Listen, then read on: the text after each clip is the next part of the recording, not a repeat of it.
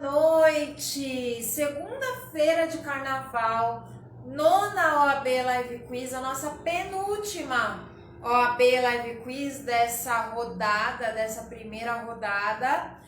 E estamos aqui firmes e fortes, porque sabemos que com a gente aqui não tem tempo ruim, não tem desculpa, o foco é a aprovação.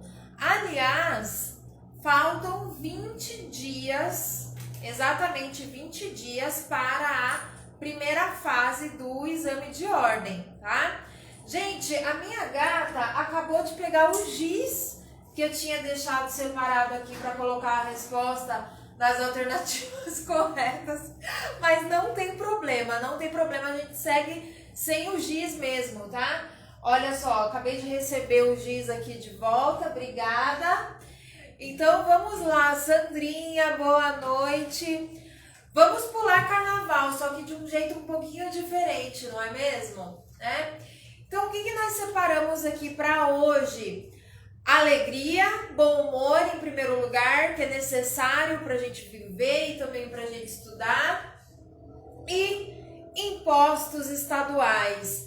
Esses às vezes tiram um pouquinho da nossa alegria, mas a gente é forte e vai em frente, né?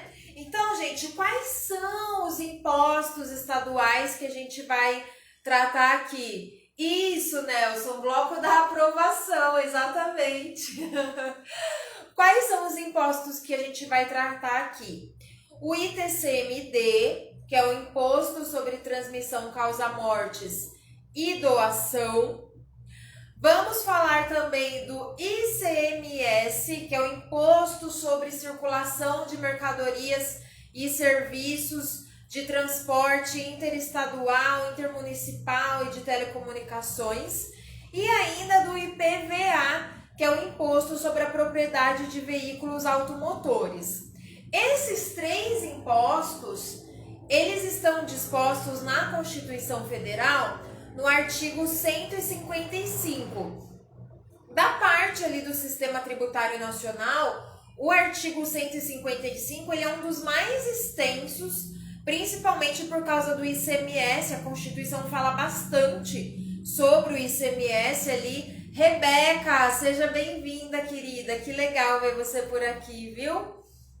E daí, o que eu queria pedir para vocês é para dar uma lida ali no artigo 155 com força, foco e fé, porque tem momentos ali que o artigo 155 deixa a gente assim, um pouco atônito, né? Principalmente quando fala ali da não cumulatividade, do ICMS, mas vamos em frente. Então, o artigo 155 da Constituição Federal, ele é central para essa temática dos tributos estaduais. E uma outra coisa que eu queria só comentar aqui rapidamente, antes de a gente já entrar nas questões, é que vocês precisam se lembrar que o Distrito Federal, ele cumula a competência tributária com os estados. Então, quando a gente olha para os impostos estaduais, eles são estaduais e distritais. Além disso, o Distrito Federal também cumula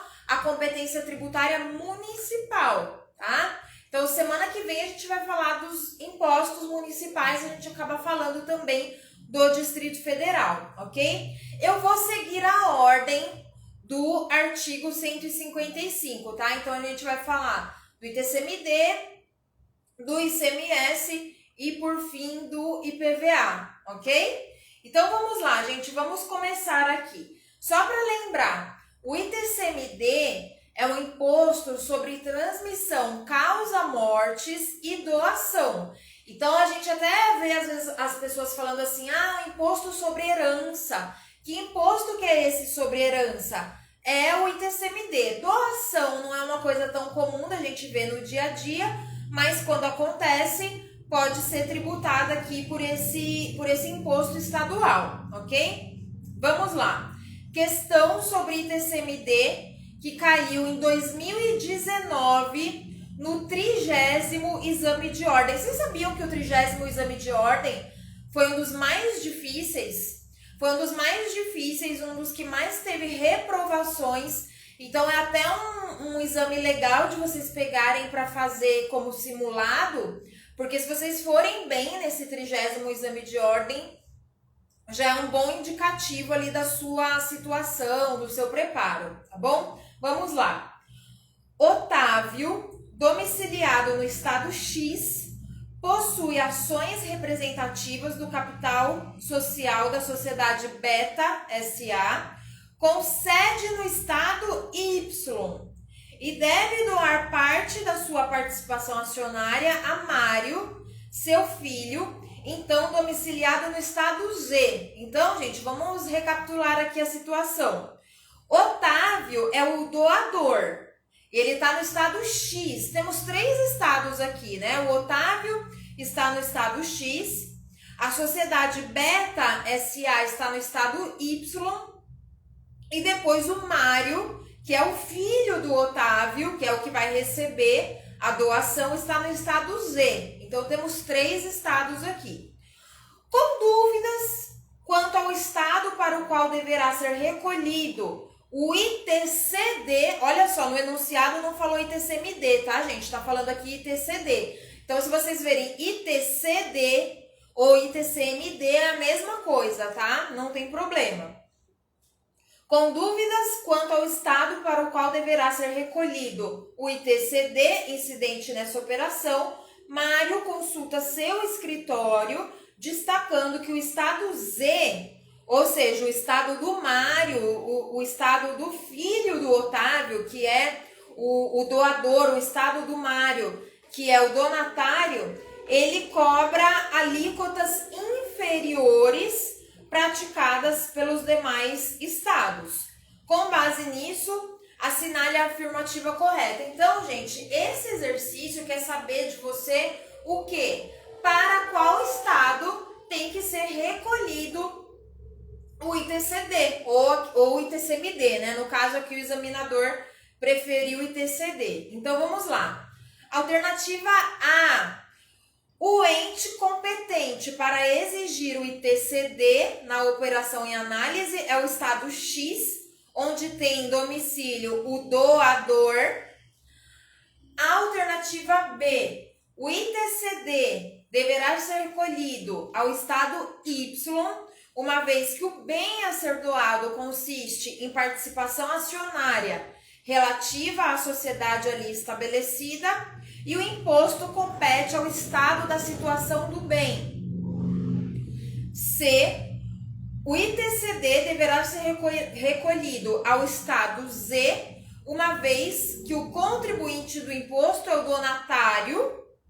E D. Doador ou donatário poderão recolher o imposto ao estado X ou ao estado Z, pois o contribuinte do imposto é qualquer das partes na operação tributada.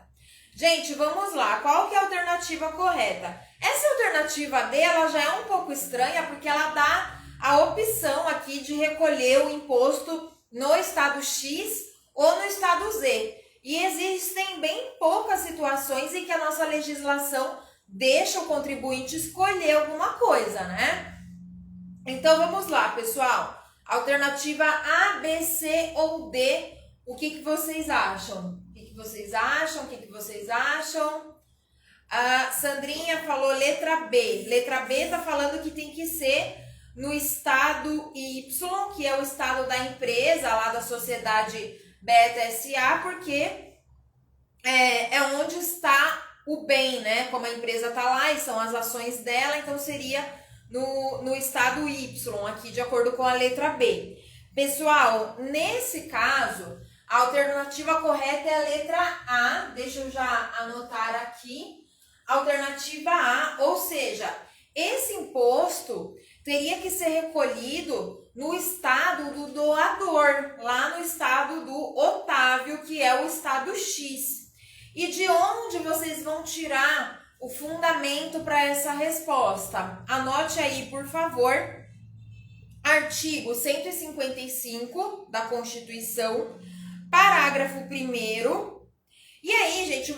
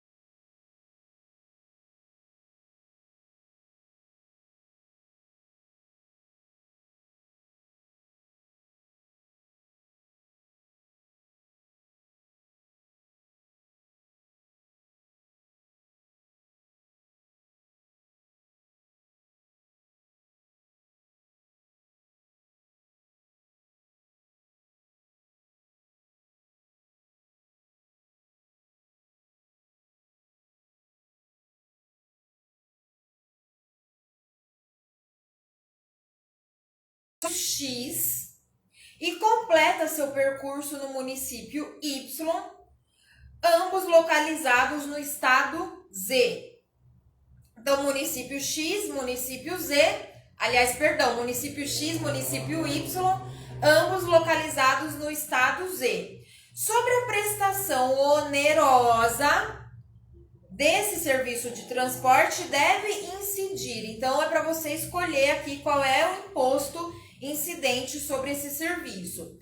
Alternativa A, o ISS a ser recolhido para o alternativa A, o ISS a ser recolhido para o município X. Alternativa B, o ISS a ser recolhido para o município Y. Alternativa C, o ICMS a ser cobrado de forma conjunta pelo município X e o município Y, ou ainda a alternativa D, o ICMS a ser recolhido para o estado em que se localizam o município X e o município Y. Qual é o imposto que incide aqui, gente? Primeiro, se é o ISS ou se é o ICMS. Essa é uma decisão aqui que você tem que tomar, tá? A alternativa C, ela fala que é o ICMS a ser cobrado de forma conjunta pelo município X e pelo município Y. Gente, pelo amor de Deus, essa alternativa C você tem que descartar, porque o ICMS não é imposto municipal, é imposto estadual. Então, não tem como dois municípios dividirem esse imposto. Essa alternativa você joga fora, né? Os impostos de competência dos municípios estão no artigo 156 da Constituição. Não tem nada a ver com o que a gente está falando aqui, né? Vamos falar na semana que vem. IPTU, ITBI e ISS, né? A Sandra falou ali a alternativa D, tá correta, Sandra, é a alternativa D mesmo, ou seja, o imposto devido aqui no caso é o ICMS. E por que é o ICMS? Isso que é importante de a gente entender. Rumi, seja bem-vinda, que legal ver você por aqui, viu? Obrigada por prestigiar. Por que é a alternativa D? Vamos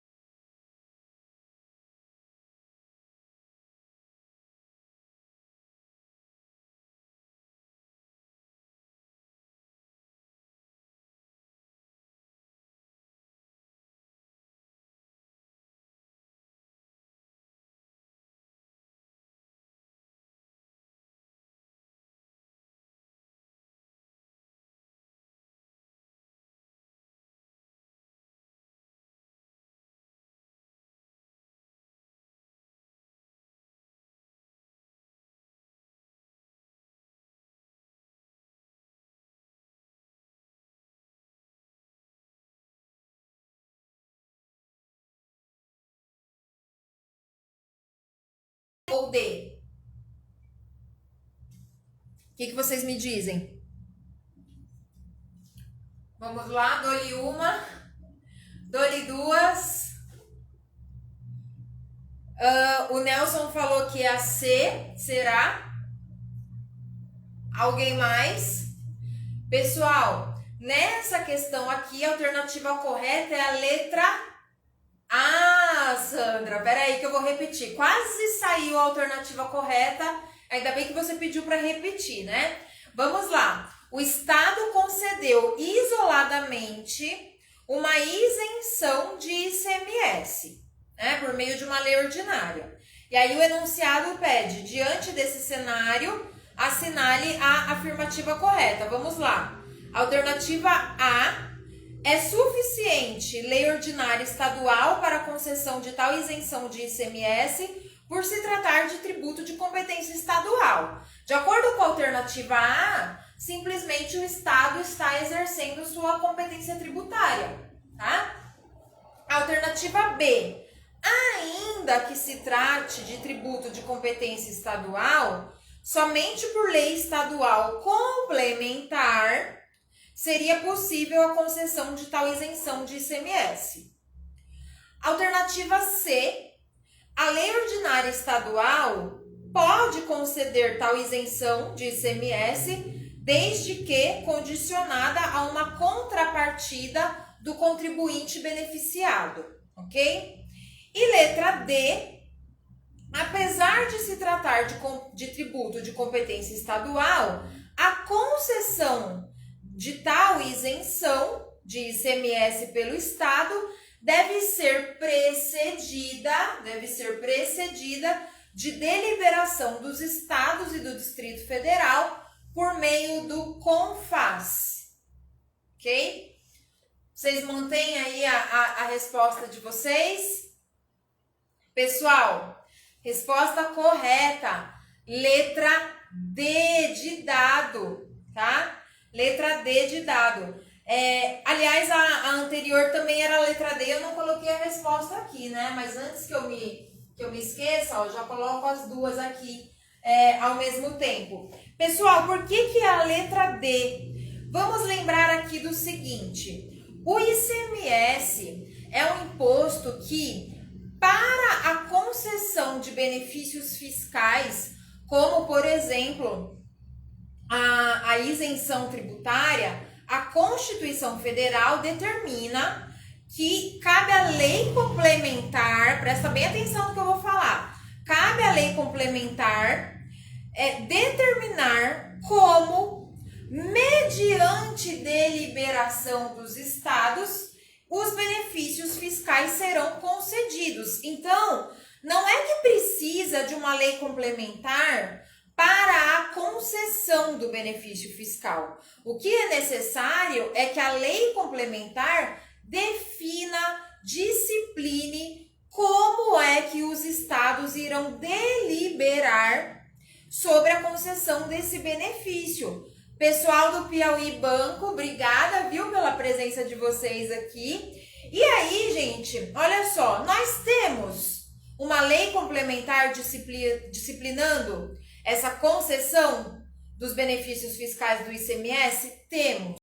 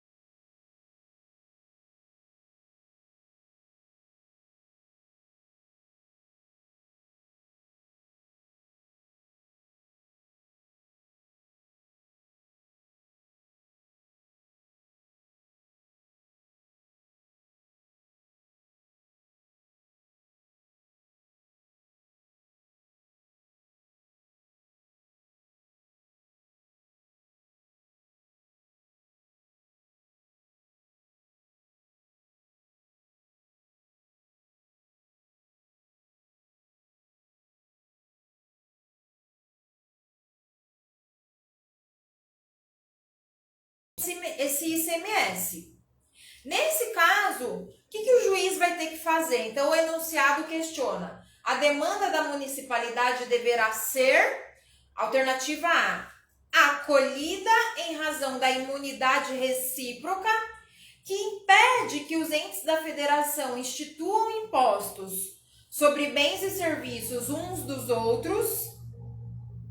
Alternativa B, a demanda tem que ser rejeitada, pois na situação apresentada, o município se apresenta na condição de contribuinte de direito do ICMS.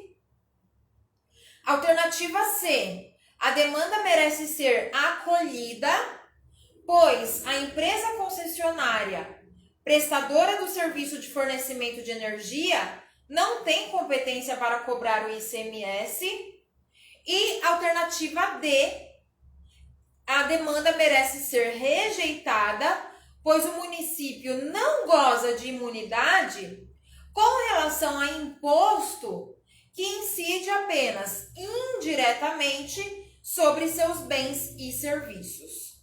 Qual é a alternativa correta, pessoal? Aqui nos comentários, comentem, por favor, qual que é a alternativa correta. A, B, C ou D? O município tem que pagar esse imposto ou não tem que pagar esse imposto? O que vocês acham? Vou pegar minha água de novo aqui.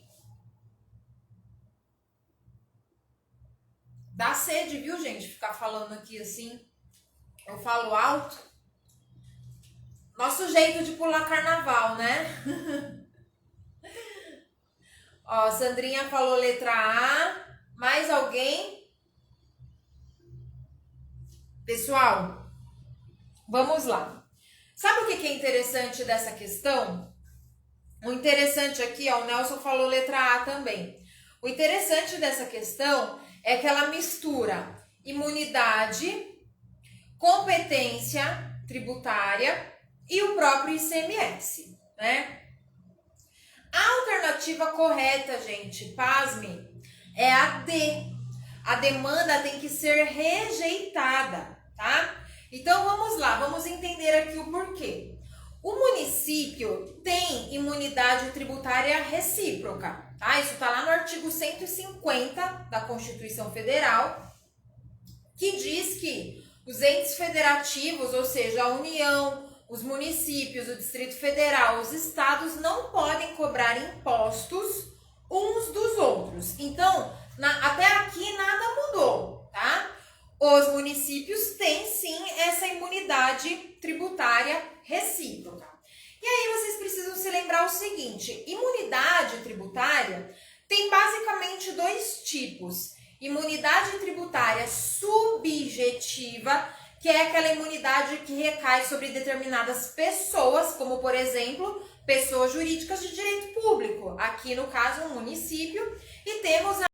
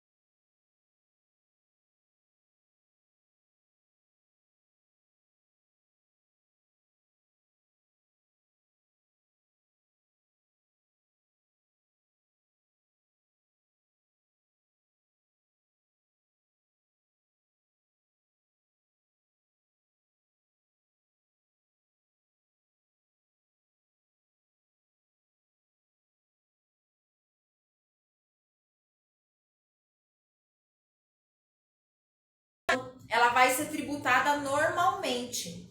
Ela somente não pagaria esse imposto se nós estivéssemos falando de tributos diretos, como, por exemplo, imposto sobre a renda, tá?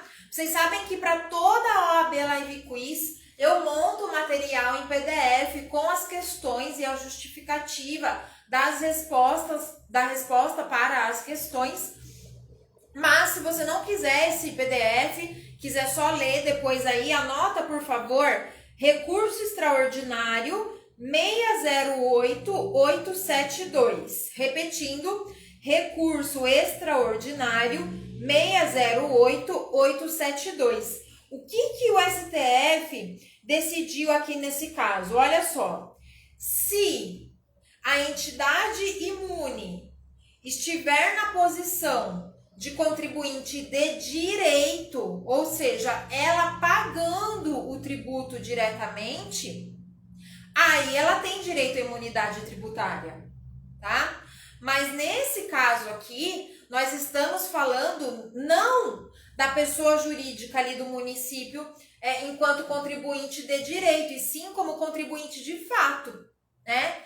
Então, por ser um imposto indireto, o município é tributado normalmente. Então, aquele ICMS que vem ali na fatura de energia elétrica, ele não vai ter como escapar. É muito interessante, Rodrigo. Toda vez que a gente fala de imunidade tributária, é muito importante a gente olhar a jurisprudência do STF, tá? Então, de novo aqui, letra D, a alternativa correta, ok?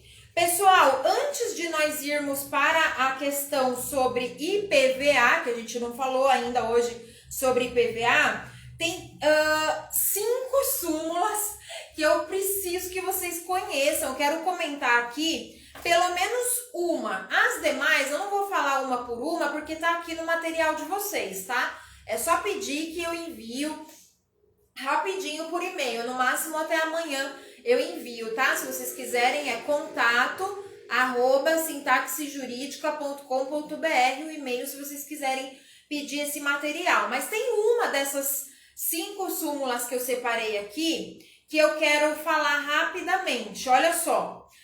Qual é a hipótese de incidência do ICMS?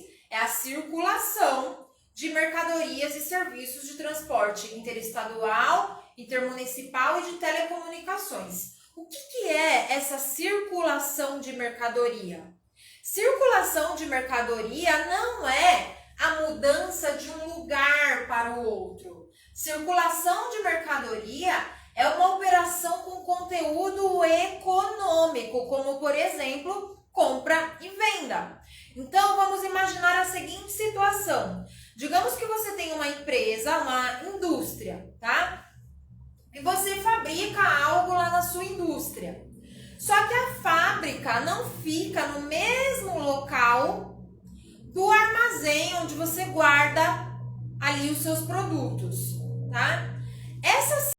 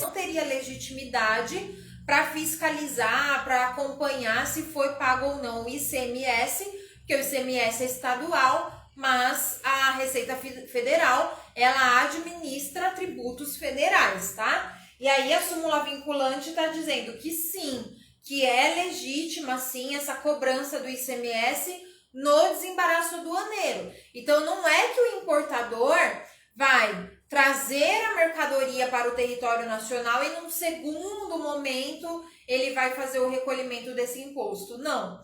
Ali no desembaraço aduaneiro já é feita essa cobrança do imposto. Súmula vinculante 48, tá, Sandra?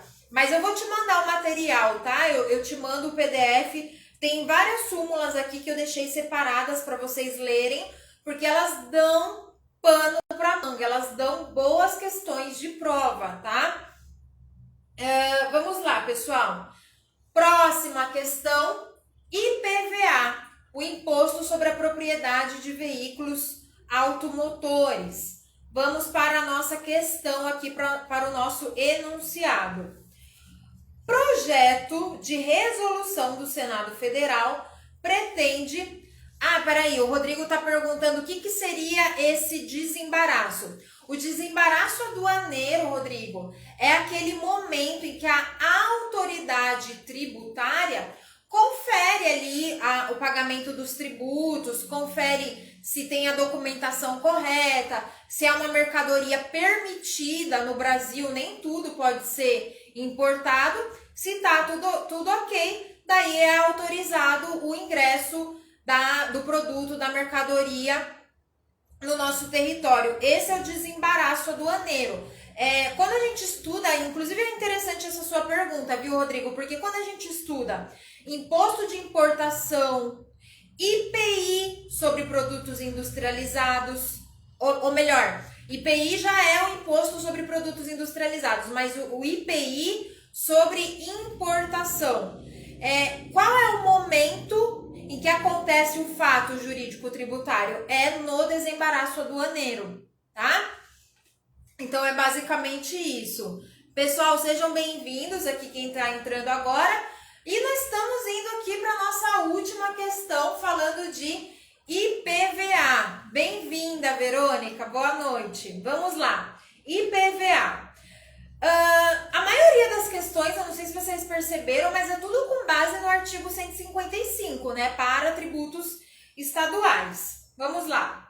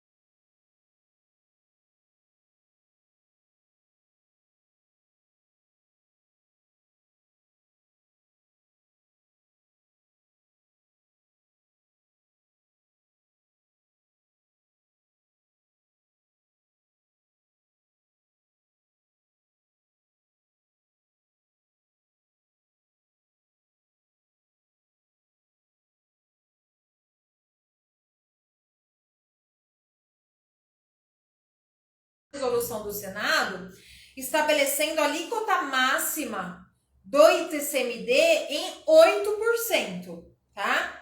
Aqui no estado de São Paulo, inclusive, a gente não cobra esses 8%. A alíquota máxima aqui é de 4%, tá? Tem alguns estados que cobram os 8% com base nessa alíquota máxima estabelecida pelo Senado Federal. Só que, para o IPVA, essa resolução estabelecendo a alíquota mínima ainda não existe. O Senado ainda não editou essa resolução. É até interessante que aqui no enunciado, o examinador ele fala que é um projeto de resolução. O projeto existe mesmo. Se vocês entrarem lá no site do Congresso Nacional e fizerem uma pesquisa, vocês vão encontrar projeto, mas ele ainda não foi aprovado. Então, na prática, os estados são livres para legislar, estabelecendo a alíquota que eles entendem ser a correta para o IPVA, tá? Tem uma alternativa aqui, que era C, que falava que a fixação da alíquota mínima por resolução do Senado viola o princípio da legalidade.